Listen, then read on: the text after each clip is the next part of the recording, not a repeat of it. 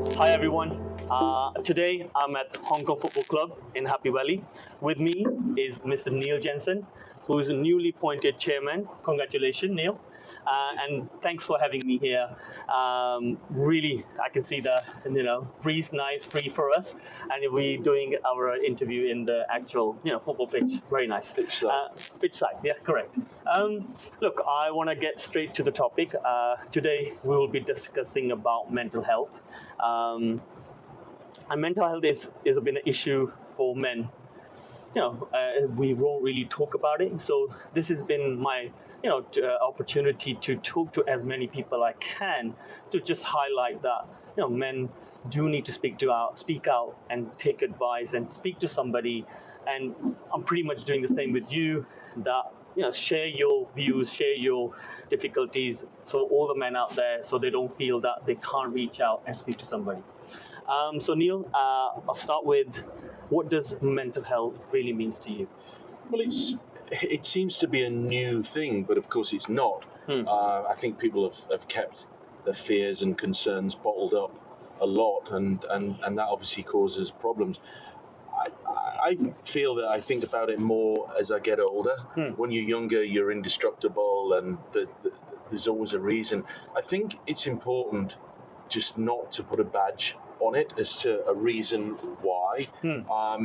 But sometimes, with mental health, I think you have to reflect on how you're actually living your life. And look, I'm not an expert, and it affects people in all different ways. In terms of myself, I think there's a danger of overthinking things, which can be quite difficult. And you also have to think about what you're doing at certain times of the day. There's things like burning the candle at both ends. People talk about lifestyle issues. So it's not necessarily what's going on in your mind that causes what's going on in your mind. It's what's going on in the rest of your body. Yeah, totally agree.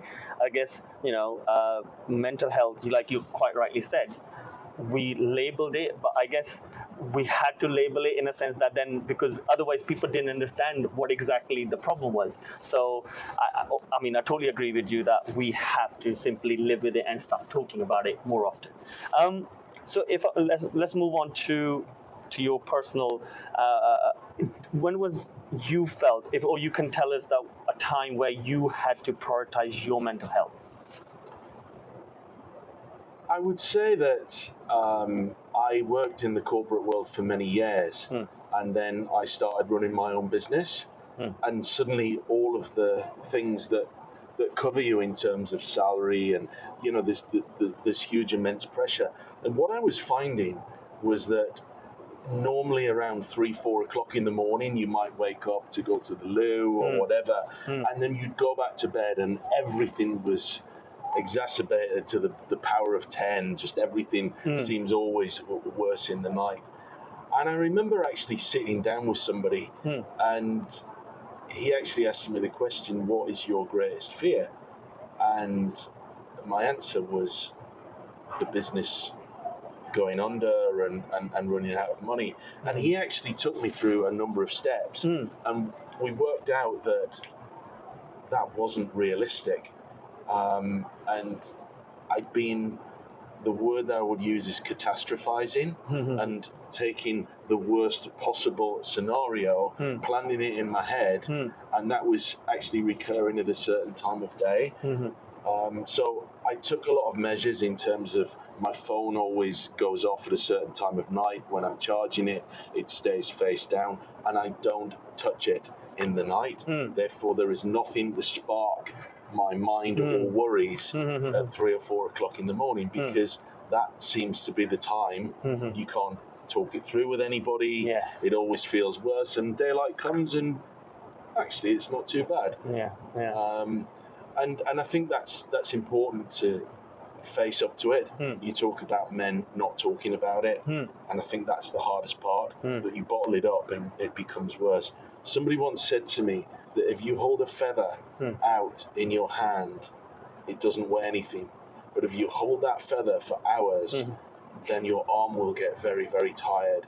And I guess that's the same with mental health. Yeah. It can start very small, but you can just allow it to grow unnecessarily. Yeah, I mean, I guess just hearing from you, you mentioned is such a simple thing you did, just putting your phone down upside down and not looking at it, and that's a discipline you created itself to just switch off. And because you run your own business, which is very successful, clearly, you did all the right things, and I'm sure it had ups and downs. But you would then later on realize that I can't be consumed by this. You have to put this discipline. So over to my next question. So what are some of the things other than putting your phone down? What is it that you do so you stay on top of things? Well, there are things that can make it worse. Drinking can make it worse, and so therefore you have to start to think about, if you drink, when are you going to drink? Why are you having a drink? I do a lot of business with the UK, which is 7 or 8 hours behind us.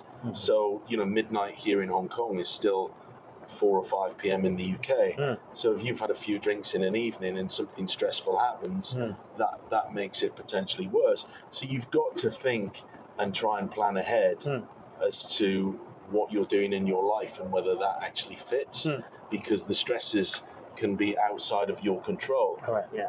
Your body is, to a certain extent, within your control. Fitness is a big thing, going to the gym, and actually putting it in your diary, deciding what the best part of the day is to exercise and making sure that you do it, and just leaving your phone alone for that period of time.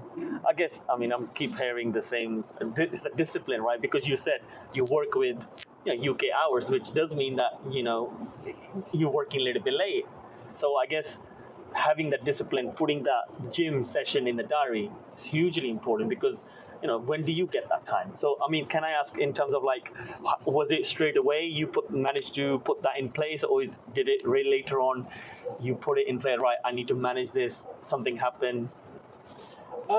People, if you've got good people around you, people like my wife, and others that are able to sit down, it's important to have somebody that can sit down with you and really look you in the eye and have an honest conversation with you. And they're the type of people, and I'm fortunate that I've got people like that around me, and give you the guidance that you need. Nobody's perfect. No. But it's important to accept what you like and what you don't like, and then to maybe look forward to that occasion. We're in a generation now where there's instant gratification, and things can be quite dangerous. That bars in Hong Kong, for instance, 24/7. If you want to be, but it doesn't mean that you have to. And those sorts of things. Other things, very, very simple: making time for your family, learning to say no to somebody without the need to give an excuse. That's something else that I've learned over the years, that sometimes just say no if you don't want to do it. You don't feel compelled to give somebody a reason. Just no. The amount of times that we've made up an excuse that's actually not correct, because you think that sounds better. No, I don't want to. Are you going to come for a drink? No, I don't want to. Are you not drinking tonight? No. You don't have to give a reason. And that's important, because that's somebody else's issue, that's somebody else's problem, and you can only be responsible for your own. Look, I'm somebody who don't even drink. So I have clients who go out, wants to go out, have a good time. So, and they respect that. So I said, look, I will go out, but I have my beliefs that I do not drink. So it just, you got to tell people, to educate people that this is my stand and this is what I like to do. And most people do respect. And people are nice enough to say, okay, I respect what you want to do, what you're trying to do. So I would say my final question would be: so if it's someone is going through a mental health issue, or they have this, they're struggling, what advice would you give to them? If you're able to do it, take a step back, step away from yourself, and reflect, and accept all of the things that you don't like about yourself. Because if you can accept that, then you can improve. Mm. But if you can't see it, then it's never going to change. No.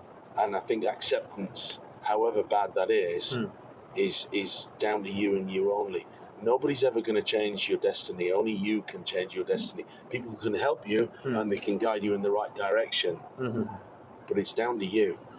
And speak to somebody, but take some time to reflect and ask yourself, was that the best that I could be in that moment? And if not, why not? Yeah.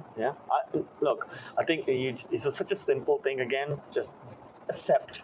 Yes, there is a problem. That's the first step, I guess. That's the bit some people don't get right. It's like I can personally talk about myself. Is like when you accept that there's something's wrong, then you move on to the second step. Yes, you mentioned that you have your family, you have your wife who can look up in the eye, you can discuss these things. So having that people around you who will support you is hugely important. And then that with them, you conquer whatever it is in front of you together. Neil, really appreciate your time. It's been wonderful being here. Guys, so basically, this will be the last episode of this year of 2022. Next year, I would like to focus on children's mental health. So I'm going to be doing some episode with the schools, with the head teachers, and some subject experts. So I'll see you on the other side. In the meantime, stay healthy. Happy New Year and Christmas. Thank you, Neil. Thank you. Appreciate it, bud. Cheers. Thank you very much.